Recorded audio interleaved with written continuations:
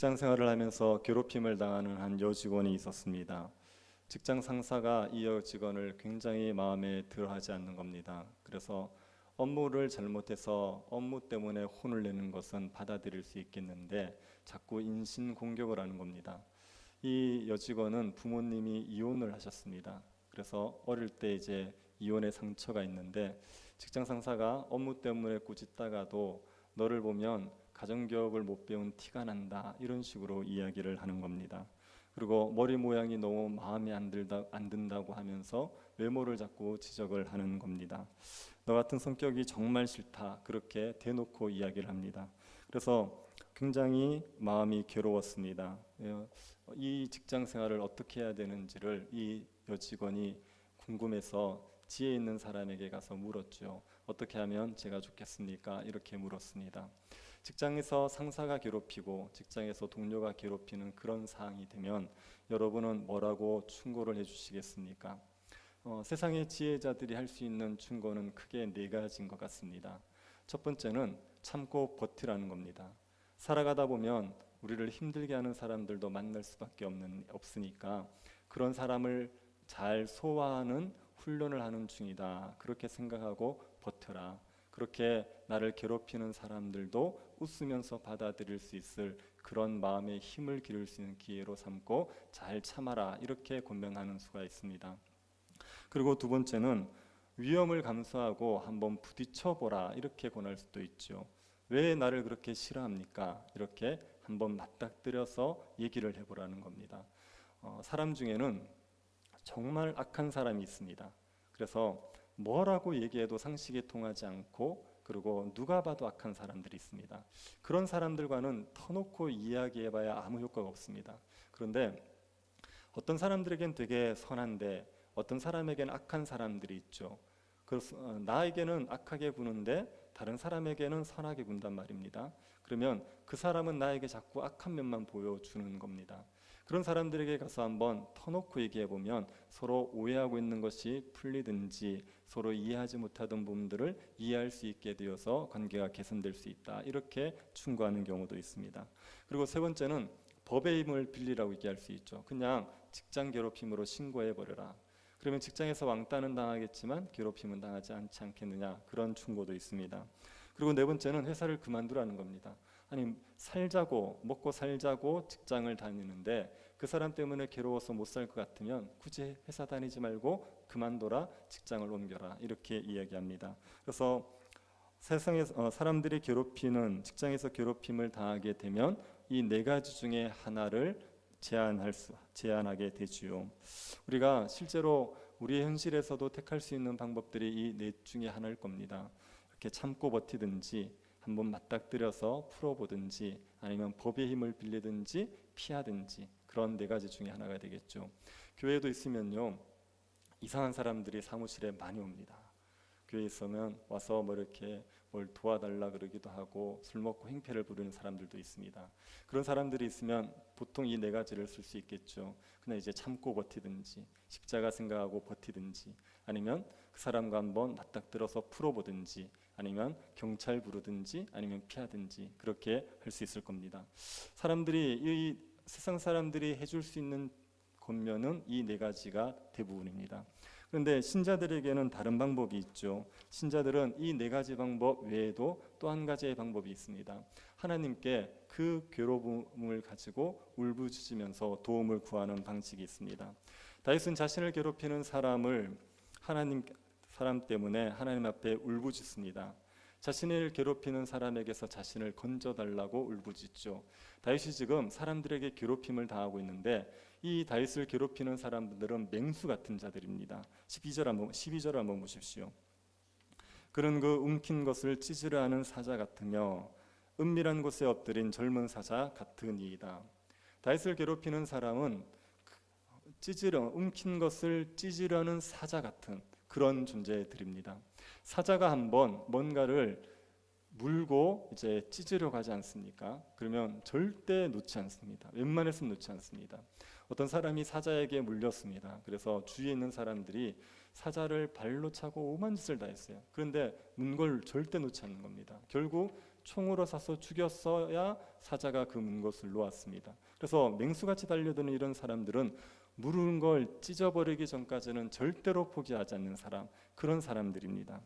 그리고 이 사람들은 엎드린 은밀한 곳에 엎드린 젊은 사자 같죠.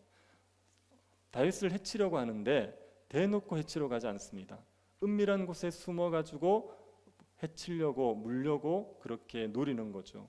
그러니 다른 사람들이 보면 모릅니다.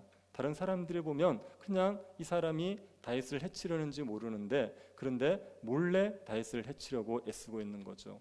이렇게 맹수처럼 달려들어서 괴롭히는 사람을 어떻게 하면 좋겠습니까? 그 사람에게 뭐 이렇게 그 사람을 참고 버티면 되겠습니까? 아니면 맞닥뜨리고 풀어보면 되겠습니까? 법의 힘을 빌릴 수 있겠습니까? 피할 수가 있겠습니까? 다윗이 어떤 방법도 없으니까 하나님 앞에 울부짖는 겁니다. 다윗이 이 괴롭히는 사람에게 고통을 당하면서 울부짖으면서 지었던 시가 오늘 시편 17편 이 시입니다. 이 시를 보면 사람들에게 괴롭힘을 당할 때 우리가 어떻게 기도해야 되는지를 알 수가 있죠. 괴롭히는 사람이 있어서 너무 힘들 때 그때 막상 하나님 앞에 기도하려고 그러면 어떻게 기도해야 될지 잘 생각나지 않습니다. 그런데 이 시편을 가만히 묵상해 보면 우리가 어떻게 기도할지를 배울 수 있고 위로를 얻을 수 있고 기도할 수 있는 힘을 얻을 수가 있습니다. 여러분이 바라기는 시편 17편을 묵상할 일이 없기를 바랍니다. 맹수처럼 달려드는 그런 사람들이 여러분 주위에 없기를 바랍니다. 그런데 혹시 그런 사람들이 있거나 신자로서 살아가다 보면 이런 사람을 부딪힐 수 있으니까 그럴 때 이 17편의 말씀을 기억하시고 묵상해 보시기 바랍니다. 시편 17편은 여러분이 그냥 자세히 한번 읽어보시면 내용을 충분히 이해할 수 있는 겁니다. 그래서 우리가 주목해 봐야 될 세 가지만 제가 말씀드리겠습니다. 첫 번째는 다윗의 간구는 의의 호소라는 겁니다. 1절을 한번 보시겠습니까? 여호와여 의의 호소를 들으소서, 나의 울부짖음에 주의하소서, 거짓되지 않은 입술에서 나오는 나의 기도에 귀를 기울이소서. 다윗이 의의 호소를 들어주십시오 이렇게 이야기하고 있습니다. 하나님 앞에 부르짖는 호소, 기도에는 의로운 호소도 있고 불의한 호소도 있습니다. 의로운 호소라는 것은 하나님 앞에 정당하게 간구하는 거죠. 그러니까 아무 잘못 없이 누군가가 나를 괴롭힐 때 하나님 저를 도와주십시오 이렇게 얘기하는 것은 당연히 의의 호소입니다. 그런데 불의의 호소라는 것도 있습니다. 내가 잘못한 것 때문에 괴롭힘을 당해요. 그런 상황에 그냥 무턱대고 하나님 이 괴로움이 없어지게 해주십시오 그렇게 얘기하는 것은 불의의 호소입니다. 다윗은 지금 불의의 호소를 하고 있는 것이 아니라 의의 호소를 하고 있습니다. 그래서 다윗이 거짓되지 아니한 입술에서 나오는 나의 기도 이렇게 얘기하죠. 다윗은 지금 거짓되지 않은 입술로 기도하고 있습니다. 거짓되지 않은 입술이라는 것은 어떤 것이겠습니까? 다윗은 한 번도 거짓말을 안 했다? 아유, 그렇게 얘기할 수 없죠. 어떻게 사람이 한 번도 거짓말 안 합니까? 그런데 다윗이 난 한 번도 거짓말한 적이 없어요. 그래서 내 입술은 거짓되지 않아요. 이렇게 얘기하는 게 아닙니다. 지금 다윗이 간구하고 있는 이 내용 있지 않습니까? 지금 하나님 앞에 호소하고 있는 이 내용이 거짓되지 않다는 거예요. 여기에는 한 치의 거짓도 없고 한 치의 불의도 없습니다. 제가 정말 의의 호소를 하고 있습니다. 이렇게 이야기하는 겁니다. 그럼 우리가 하나님 앞에 열심히 간구하는 것 이전에 우리의 간구가 의로워야 됩니다. 우리의 간구가 불의하면 아무리 하나님 앞에 열심히 간구해도 하나님이 그 간구를 듣지 않습니다. 누가복음 18장에 보면은 불의한 재판관의 비유가 나오죠. 예수님께서 불의한 재판관의 이야기를 하십니다. 불의한 재판관이 과부가 호소하는데도 안 들어줘요. 그런데 밤낮 과부가 간구했습니다. 그랬더니 귀찮아서 들어줬어요. 이 이야기를 하시면서 예수님이 하시고자 하는 말씀은 낙심하지 말고 간구하라는 거예요. 낙심하지 말고 간구하면 아니 불의한 재판관도 계속 간구하니까 들어줬지 않느냐. 의로우신 하나님이 그 간구를 왜 안 듣겠느냐. 그러니 낙심하지 말고 간구해라 이 얘기입니다. 그런데 불의한 간구를 불의한 호소를 아무리 낙심하지 않고 간구한다고 해서 하나님이 듣진 않죠. 공의로운 하나님이 그걸 듣진 않습니다. 과부가 재판장에게 자기의 간청을 했을 때 뭘 풀어달라고 한 겁니까? 원한을 풀어달라고 한 겁니다. 과부에게는 원한이 있었습니다. 과부가 억울하게 당한 일이 있었습니다. 이걸 풀어달라는 것은 의로운 호소지요. 그러니까 이 재판장, 불의한 재판장도 거절을 못하는 겁니다. 하나님 앞에 우리가 간구할 때 의의 간구를 해야 돼요. 우리의 간구가 하나님 앞에 의로워야지 열심히 간구하는 게 의미가 있습니다. 불의한 간구는 아무리 열심히 해도 그걸 하나님이 들어주지를 않으시는 겁니다. 그래서 우리의 하나님 앞에 간구하기 전에 먼저 할 일이 자기를 살피는 거예요. 자기에게 죄가 없는지, 자기에게 불의가 없는지를 살피는 겁니다. 다윗이 하나님 앞에 먼저 자기를 살핍니다. 2절 한번 보십시오. 주께서 나를 판단하시며 주의 눈으로 공평함을 살피소서. 주께서 나를 판단해 주십시오. 주께서 주의 눈으로 내가 공평한지 살펴봐 주십시오. 이렇게 얘기하죠. 다윗은 자기의 기준에서 내가 의가 없습니다, 내가 불의가 없습니다, 이렇게 얘기하지 않습니다. 하나님이 자기를 살펴도 나는 불의가 없다는 거예요. 하나님이 자기를 살펴도 나는 공의롭다, 이렇게 얘기합니다. 그래서 하나님 앞에 저를 감찰해 주십시오, 저를 판단해 주십시오, 이렇게 이야기를 합니다. 3절도 보시기 바랍니다. 주께서 내 마음을 시험하시고 밤에 내게 오시어서 나를 감찰하셨으나 흠을 찾지 못하였사오니 내가 결심하고 입으로 범죄하지 아니하리다. 다윗이 하나님께 밤에 자기에게 오셔서 하나님이 시험하셨다고 얘기합니다. 이 말은 하나님이 다윗을 찾아오셔서 어떻게 테스트했다, 이런 의미보다 다윗이 한밤중에 하나님 앞에서 자기를 내어놓고 계속 감찰한 겁니다. 하나님 앞에 밤을 세워가면서, 몇 날 밤을 세워가면서 하나님 앞에 제게 불의가 있습니까? 제가 잘못한 게 있습니까? 제가 하나님 앞에 지은 죄가 있습니까? 이걸 끊임없이 살핀 거예요. 그런데 아무리 살펴봐도, 하나님 앞에서 기도하고 아무리 살펴봐도 자기에게 불의가 없는 겁니다. 자기에게 잘못한 게 없는 겁니다. 왜 그렇습니까? 다윗이 결심하고 입으로 범죄하지 않았습니다. 다윗이 입으로 죄를 짓지 않겠다고 결심했어요. 그래서 악한 말을 조금도 하지 않았습니다. 여러분, 악한 말을 하지 않았다는 얘기는 그 마음에 악이 없었다는 얘기입니다. 말은 마음의 표현입니다. 그래서 악한 말이 나왔다는 얘기는 마음이 악하다는 얘기예요. 그런데 다윗이 하나님 앞에 악한 말을 하지 않기로 결심했습니다. 마음으로 악을 품지 않기로 결심했습니다. 그래서 다윗이 하나님 앞에 의를 행하기를 힘썼기 때문에 아무리 자기를 살펴봐도, 몇 날 며칠 하나님 앞에 자기의 삶을 되돌아보고 자기의 간구를 돌아봐도 도무지 죄를 발견할 수가 없었습니다. 그래서 하나님, 저의 간구는 의의 호소입니다. 하나님, 제가 하나님 앞에 거짓되지 않은 입술로 기도합니다. 이렇게 이야기합니다. 우리가 누군가가 나를 막 괴롭히면, 그러면 하나님 앞에 저 사람 좀 바꿔주세요, 저 사람 좀 고쳐주세요, 이런 기도를 많이 하죠. 남편이 나를 너무 괴롭힙니다. 그러면 하나님, 남편 좀 변화시켜 주십시오. 아내가 너무 힘들게 합니다. 아내를 좀 바꿔주십시오. 그렇게 기도합니다. 그런데 기도해도 남편이 잘 안 바뀐 때가 많죠. 기도해도 아내는 여전히 똑같을 때가 많습니다. 그러면 기도 무용론을 얘기해요. 기도해도 안 되더라. 그런데 그렇게 하시기 전에 먼저 자기를 한번 살펴보셔야 됩니다. 자기에게 무슨 흠이 없는지를 살펴보셔야 돼요. 남편이 자꾸 화를 내서, 막 불같이 화를 내서, 그래서 너무 스트레스를 받아요.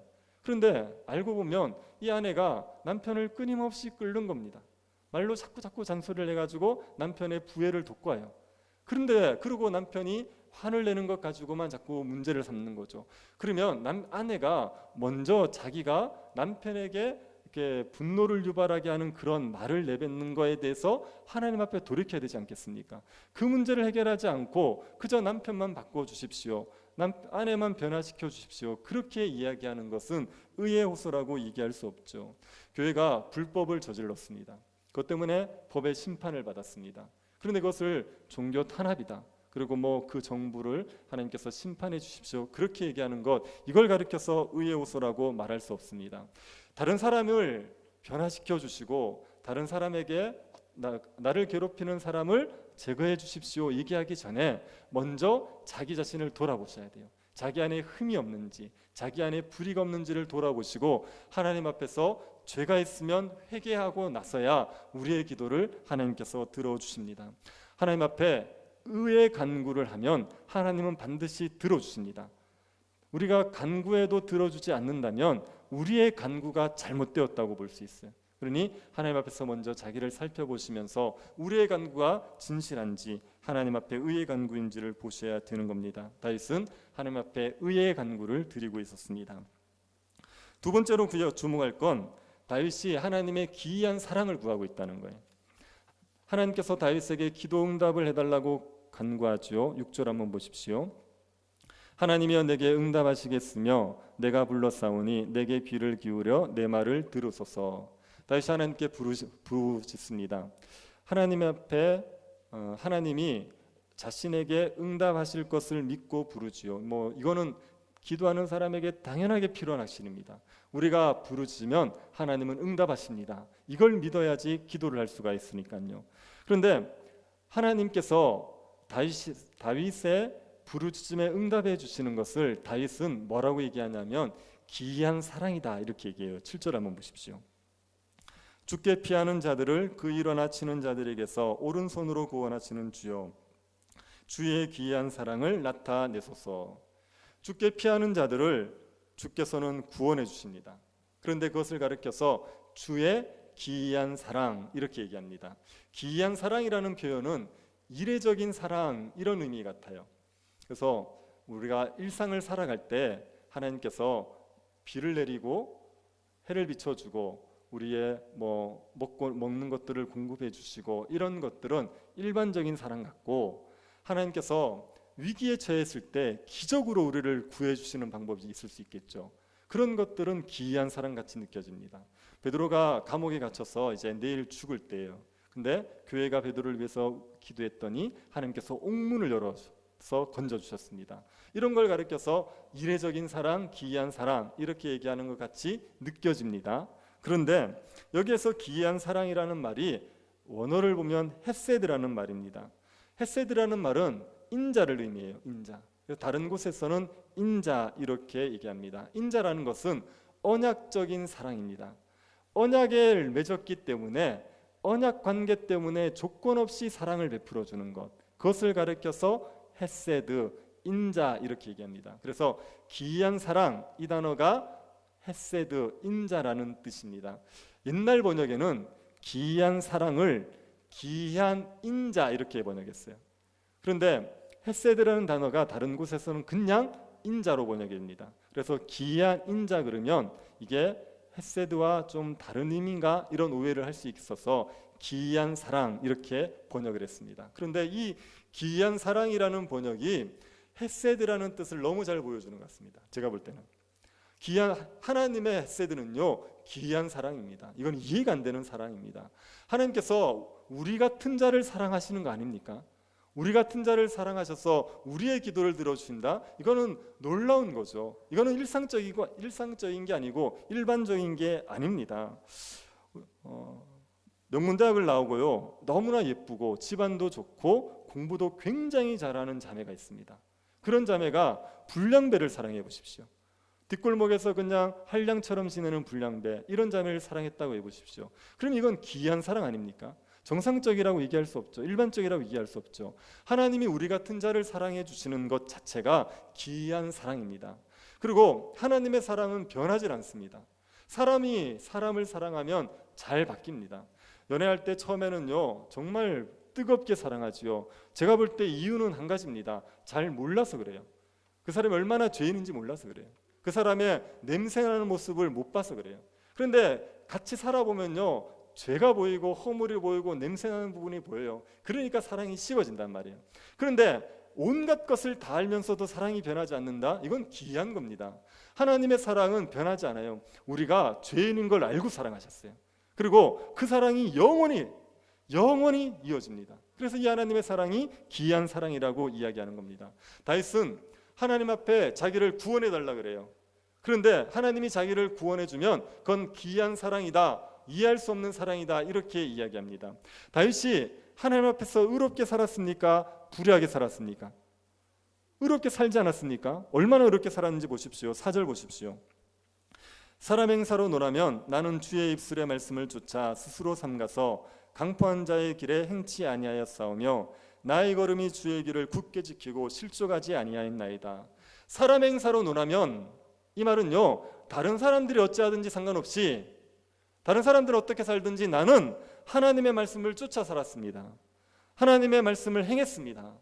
한두 번이 아니라요, 다윗은 그 길을 굳게 지켰어요. 말씀에 따라 살기를 한두 번 살고 마는 게 아니라 꾸준히 그 길을 살아갔습니다. 다윗이 이렇게 의롭게 살았어요.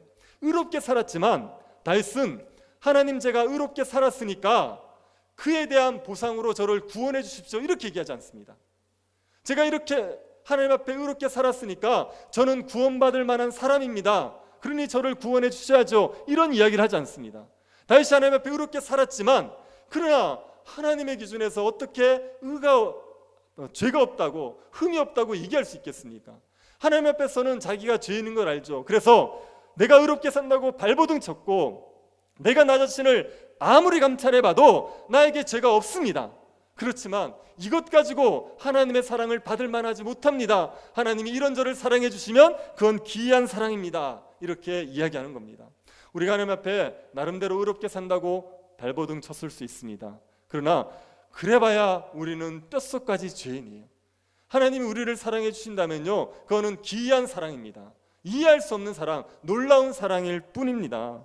다윗이 하나님 옆에 그 사랑이 자기는 받을 만하지 못하다는 것을 알기 때문에 하나님, 저를 사랑해 주십시오, 그러나 그것이 기이한 사랑인 걸 제가 압니다, 이렇게 얘기하는 겁니다. 다윗이 하나님 앞에 기이한 사랑을 나타내 주십시오, 저를 사랑해 주십시오, 그렇게 얘기했습니다.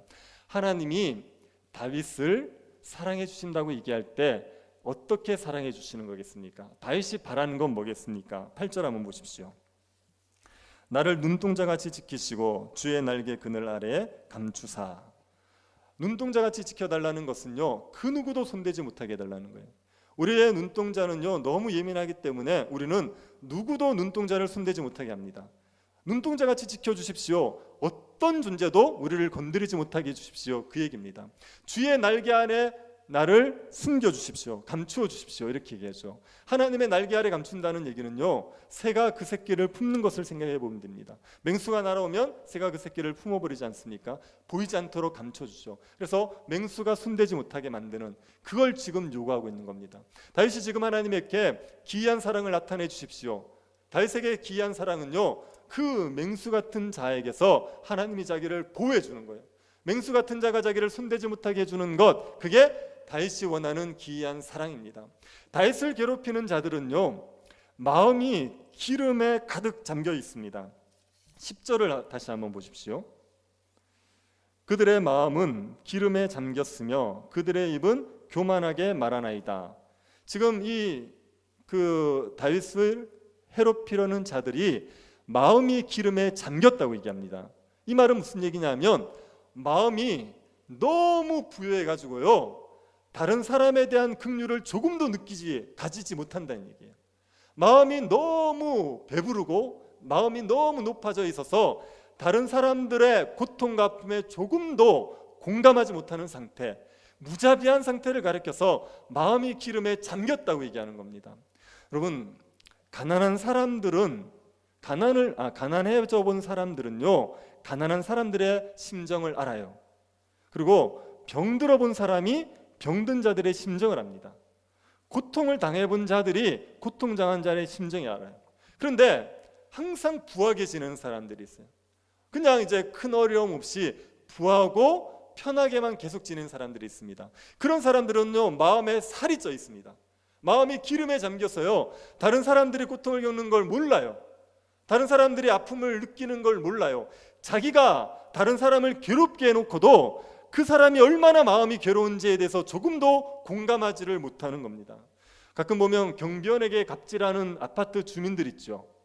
자기가 좀 산다고 경비원들에게 갑질하는 그런 사람들 있죠. 이 사람들이 마음이 기름진 사람들이에요.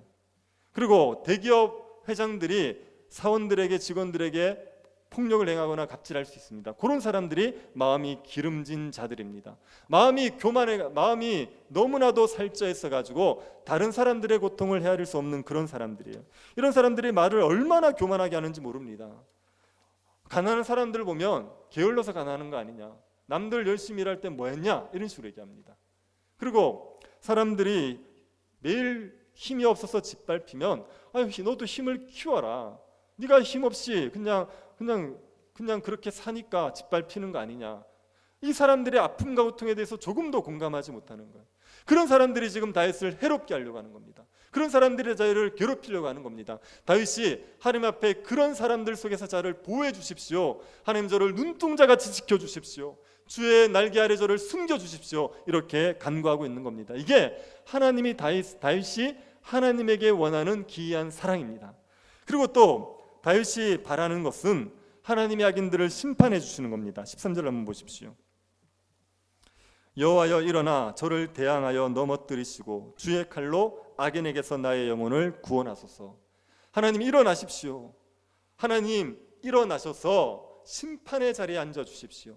하나님 공의의 자리에 앉아 주십시오. 그리고 악인들을 심판하여 주십시오. 나를 해하려는 자들, 그들을 주의 칼로 주님이 심판하시고 저를 구원해 주십시오. 이렇게 간구하는 겁니다. 하나님께 다윗이 기대하는 건 소극적인 측면에서는 보호예요. 악한 자가 손대지 못하도록 보호해 주십시오. 이걸 기대하는 겁니다. 적극적인 측면에서는 악인을 심판하여 주시기를, 그래서 자기를 구원해 주시기를 기대하는 겁니다. 하나님, 우리도 이 하나님의 기이한 사랑을 기대하시기 바랍니다. 하나님께서 우리에게 우리를 사랑해 주시는 것 자체가 기이하죠. 나 같은 엉터리 같은 사람, 죄인이 하나님 앞에 뭘 받아낸다는 것 자체가 기이한 겁니다. 그런데 하나님은 기이한 사랑으로 우리를 사랑하시는 분이에요. 우리가 허물이 많고 우리가 죄가 많아도 우리를 사랑하셔서 보호하시고 건져내시는 분이 하나님이십니다. 그 하나님의 이 기이한 사랑을 기대하시고 이 사랑을 간구하시기를 바랍니다. 그리고 다윗이 세 번째로 간구하는 내용은 주의 형상으로 만족하겠다는 겁니다. 15절 한번 보십시오. 나는 의로운 중에 주의 얼굴을 보리니 깰 때에 주의 형상으로 만족하리이다. 의로운 형상으로 여기 보면 깰 때에 주의 형상으로 만족한다 이렇게 되어 있습니다. 그런데 깬다 이 표현이 언제를 얘기하는 거냐 해석에 논쟁이 있습니다. 그래서 두 가지 해석이 있습니다. 여기서 말하는 깰 때라는 것이 다윗이 성전에서 자고 깰 때다. 지금 다윗이 하나님 앞에 엎드려 간구하는 거예요. 이렇게 그 당시에는 성전이 없으니까 하나님 앞에 그냥 엎드린 걸 성전에 있다 이렇게 얘기하고 그 하나님 앞에 엎드려 밤새 간구한 겁니다. 그러고 나서 깨어 일어났을 때, 아침에 일어났을 때 그때 하나님께서 주의 형상을 보여주시기를 기대하는 거예요. 이것은 밤새 간구한 기도가 응답되기를 기도하는 겁니다. 악인에게서 건져주십시오 그렇게 간구했으니까 하나님이 악인에서 건져주는 일을 행하시는 거예요. 그러면 그게 다윗에게는 주의 형상을 보는 겁니다. 그래서 깰 때라는 얘기는 하나님이 다윗의 간구를 들으시고 악인에게서 다윗을 건져내시는 그때다 이렇게 얘기하는 해석이 있습니다. 또 한 가지 해석은 깰 때라는 것이 죽음에서 살아나는 거다. 다윗이 죽음에서 살아나서 하나님을 보게 되는 것, 하나님의 형상을 보게 되는 것, 그것을 의미하는 것이다. 이 두 가지 해석이 있습니다. 그런데 이 두 가지 해석은 우리가 다 받아들일 만한 해석입니다. 그래서 둘 다 취하시면 돼요. 우리가 하나님 앞에 간구한 것을 하나님이 들어 응답하실 때가 있을 겁니다. 하나님께서 우리를 고통 가운데서 건져다니려고 기도했는데 그 기도가 그대로 이루어지는 때가 있게 될 겁니다. 그때가 주의 형상을 보는 때입니다. 하나님께서 우리에게 그 형상을 나타내 보여주시는 때입니다. 그러니 소망을 잃어버리지 마십시오. 하나님의 백성들이 고통 가운데 있는 것을 하나님은 원하지 않습니다. 우리가 고통 가운데서 허덕이고 사는 것을 하나님은 기뻐하지 않으세요. 그래서 하나님의 백성들이 평강과 기쁨을 누리게 하기 위해서 반드시 하나님은 역사하시게 되어 있습니다. 우리를 괴로움 속에서 건져내셔서 하나님이 주시는 복을 누리는 상태, 그 상태에 반드시 이르게 만들어 주시는 겁니다. 그 하나님의 역사하실 때가 있다는 것을 믿으십시오. 주의 형상을 볼 날이 오게 됩니다. 이 믿음 가지고 그때를 소망하시고 그때를 바라보시면서 간구하기를 쉬지 마시기를 바랍니다. 그런데 우리 어떤 일들은요, 우리가 평생을 기도하고 정말 하나님 앞에 간절히 구해도 하나님께서 그대로 두실 수 있어요. 악인들이 우리를 괴롭히는데 괴롭힘을 당하다 죽을 수도 있습니다.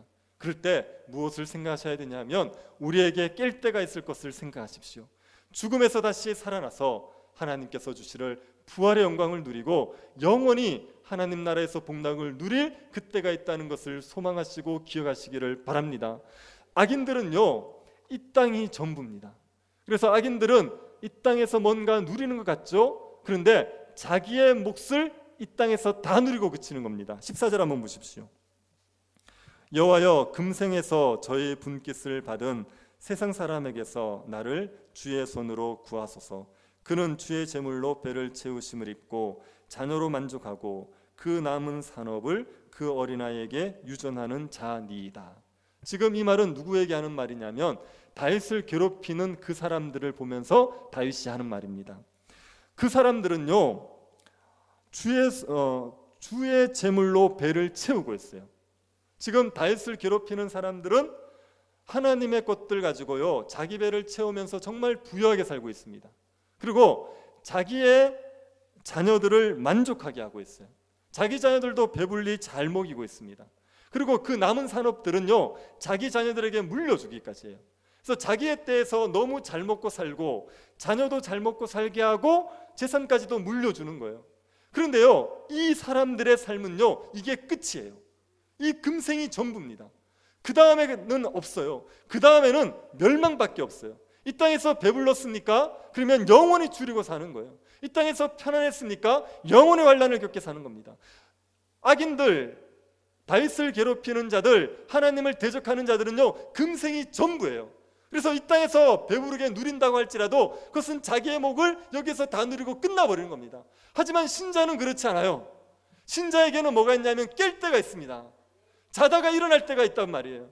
우리가 죽었어도 하나님이 우리를 다시 살려내실 때가 있습니다. 그때 하나님께서 우리가 영원히 하나님의 분깃을 누리게 만들어 주십니다. 하나님의 것으로 배부르며 하나님의 것으로 만족하며 말할 수 없는 평강을 누리며 살아갈 수 있게 만들어 주시는 거죠. 그러니 그날이 있다는 것을 소망하시고 악인들이 아무리 괴롭히더라도 낙심하지 마시고 하나님을 의지하시고 버텨내시기를 바랍니다. 하나님께서 우리에게 깰 때를 허락해 주실 겁니다.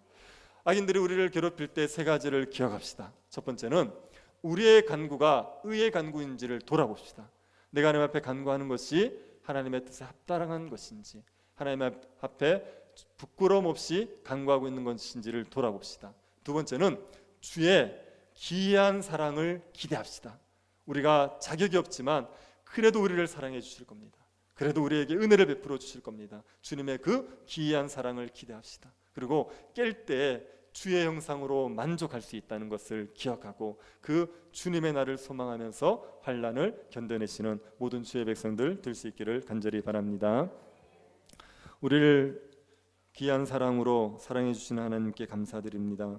우리가 겪는 여러 어려움 가운데서도 하나님 앞에 간구하는 우리의 기도를 들어주옵소서. 우리의 간구가 의의 간구가 되게 하시고 주의 기이한 사랑을 우리에게 나타내 주옵소서. 우리를 악인들의 손에서 보호하여 주시고 우리가 주의 형상을 보고 만족할 수 있도록 은혜 베풀어 주옵소서. 걸어가신 예수님 이름으로 기도드립니다. 아멘.